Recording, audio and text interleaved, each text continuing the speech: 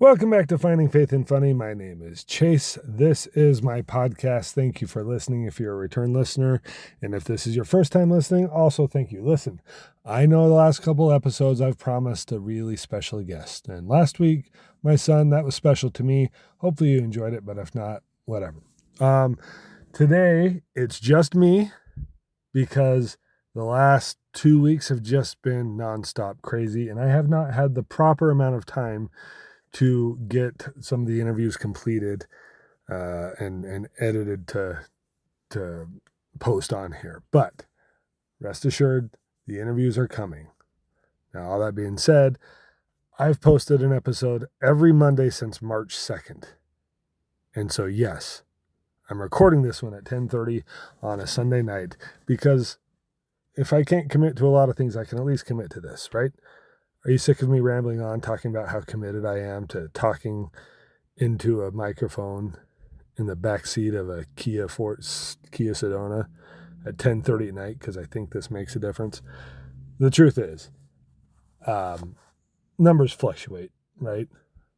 And if I was doing this just for the numbers, that would probably be sad, depending on which platform you look at. There's not a lot of consistency. Spotify and Apple do most of the work. There's good listens there. YouTube, one episode might get 80 hits. The next one might get 2. It is what it is. I'm doing this because I love to do it. Now, listen, I do have somewhat of a message today along the lines of finding faith in funny. This past week, I took my 18-year-old stepson fishing in northern Utah. It's something we do every year, just the two of us. We leave on Tuesday, do some fishing when we get to our spot. We wake up the next day, go to several different other spots, fish the whole day, and then we come home on a Thursday. We do it specifically same week every year because it's after the Memorial Day rush and people in northern Utah are still in school and work. So normally we have pretty much the entire Uinta Mountains to ourselves, and it's great. 3 days in the mountains, no fancy resort, no schedule, no meetings, no notifications.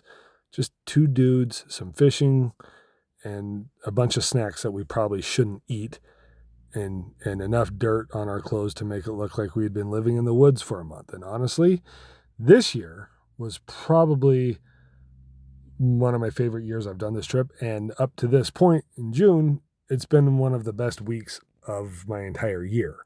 We laughed, we got sunburned, we got dirty, and we prayed. We prayed for safety. We prayed to say thank you for the opportunity we had to do this.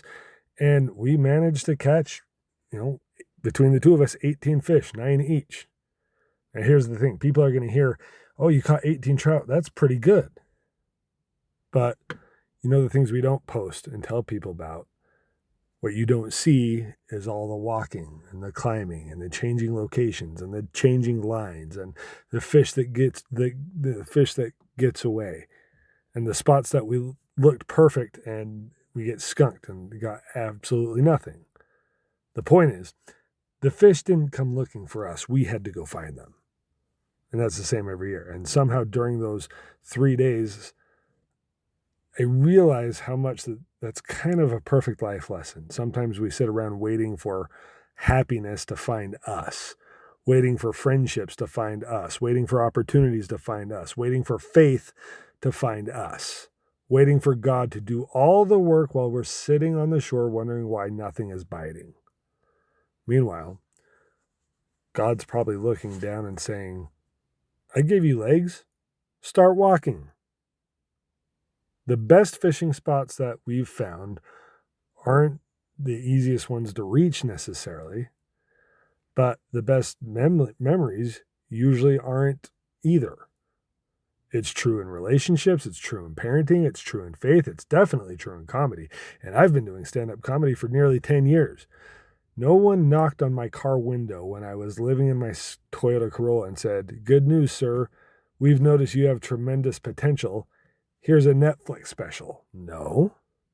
Again, like anything, I had to go find the fish. I had to go find which jokes worked. I had to go to open mics. I had to go and experience bombing, go on long drives, tiny audiences, work always comes before the reward, and that's how meaningful things happen. Another thing I noticed was the lack of cell phone service. For 3 glorious days, my phone was basically an expensive flashlight. There was no access to social media, no news alerts, no arguments, no doom scrolling, no random guy online explaining why my favorite sports team is terrible. Listen, I already know they're terrible. I'm a Utah sports fan and a Mets fan. I don't need the updates. It's amazing to think how quickly my brain settles down when I'm by a lake in the wilderness with no distractions. It's like my mind had been running 100 tabs in the background, and then suddenly somebody closed 98 of them. And for 3 days, the biggest question was, you think there's fish in this spot? And I didn't have to worry about, did somebody say something stupid online? Not did something happen in politics? Why am I arguing with a stranger over a profile picture? Or I messed that up. Why am I arguing over someone who's a stranger whose profile picture is just a truck? My only thoughts were, catch the fish. And it's amazing how much peace exists when nobody can reach you. And maybe that's why so many spiritual experiences in Scripture happen in the mountains or in the wilderness. Nobody gets distracted by notifications on a mountain. Moses didn't come down with the 10 Commandments and say, sorry, everybody, I would have been down sooner, but I got stuck watching cat videos. Now, he was watching a burning bush, which I'm sure there's a video of that too. Mountains force you to pay attention to nature, to God, to the people standing next to you. One of my favorite parts about the trip was simply just laughing with my stepson. He's 18 now. He's legally an adult, which is weird because in my head, he's still 9 years old asking questions every 8 seconds. Now he's a grown man, and these trips remind me that relationships don't stay strong automatically. You have to invest in your relationships. You have to make time. You have to create memories. You have to go find the fish. The same way we walked around lakes looking for trout, sometimes you have to intentionally go looking for connection, because connection doesn't always come looking for you. Neither does joy, neither does gratitude, neither does faith. You have to go chase them. And when you do, you usually find them in the most unexpected places, sometimes at church, sometimes around a dinner table, sometimes standing knee-deep in a mountain lake wondering why the fish are smarter than you. So, if there's one thing I want you to take away from this trip, it's this. Don't wait for fish to come to you. Don't wait for joy to come to you. Don't wait for relationships to come to you. Don't wait for faith to come to you. Go find them. Put in the work. Walk a little further. Climb a little higher. Disconnect from noise. Make room for the people and things that matter most, because some of the best catches in life are not fish. They're memories that bring you home. And unlike fish stories, those don't get bigger every time you tell them. Although, for the record, by next year, those 18 trout will probably become 36, because that's just how fishermen testify. And one other thing this fishing trip reminded me is that laughter works a lot like fishing. I preach a lot about laughing. Laughter sometimes is also something you have to go look for. People talk about happiness like it's supposed to just show up at your front door. Like one day you'll wake up and you'll finally and life will finally cooperate the way you want it to. Your bills will disappear. Your favorite team will win. No one will get sick. No one will lose a job. No one will die. No one will disappoint you. And then you'll be happy. But if you've been for longer than 15 minutes, you know that that's not how life works. Life has always been messy. Life has always had difficult moments, no matter who you are. Every generation thinks that they are the first people to discover stress. Meanwhile, our ancestors were fighting wars, crossing oceans, and trying not to die from things that are now cured by antibiotics.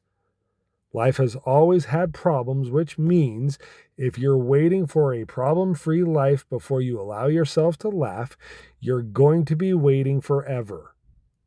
One of the things I've learned from stand-up comedy is laughter isn't something that happens after life gets better. Laughter is one of those things that helps you survive until life gets better. Some of my biggest laughs have happened during some of the hardest periods of my life. You know that. I've done a whole episode about living in my car when I was struggling financially and after losing loved ones. You've heard the jokes that I've told. During seasons where I had no idea what was going to happen next. The circumstances were not funny, but funny things still happened. And sometimes finding those moments was enough to get me through another day. And that's one of the reasons I love doing this podcast, whether there's 6 people listening or 700 people. People come from different backgrounds, different beliefs, different experiences. Some have been through divorce, addiction, illness, loss, heartbreak, whatever. And yet, almost every single guest eventually tells a story about a moment when they laughed out loud, not because their problems disappeared, but because they refused to let their problems take everything from them. I think it's one of the reasons God gave us a sense of humor, and if you're listening and don't believe in God, maybe it's one of the best things evolution ever stumbled into. Either way, I'm grateful it exists, because laughter reminds us that pain does not get the final word. It reminds us that difficult seasons aren't the whole story. It reminds us that even when life is hard, there's still something worth smiling about somewhere. You don't have to deny reality. You don't have to pretend everything's okay. You don't have to fake positivity. You just have to keep your eyes open for those moments of joy and for those moments of laughter. The same way we search for fish all week, sometimes you have to search for reasons to laugh, and they are usually there. Sometimes it's a funny conversation, a ridiculous mistake, a family story, a goofy text message, a memory that still makes you laugh years later. The laughs are out there. And just like the trout, they're rarely just going to jump into the boat by themselves. You've got to go find them. And the more you go looking for them, you'll know more about your brain and your heart and what kind of catches work for you when it comes to finding the laughter. Anyways, hope you enjoyed this. This is another short episode, I promise. I do have some episodes recorded with guests, and I've got one guest in particular that we are going to record an interview, hopefully this week, that it's going to shake some things up. And I can't tell you what it is yet, because I know it's just going to be better if nothing spoils it. So I'm leaving you with that cliffhanger. Thank you for listening. Thank you for tuning in. If you have any comments, concerns, critiques, laughter, whatever, faithandfunny@gmail.com. Hope you enjoyed this 13 minutes on your Monday morning.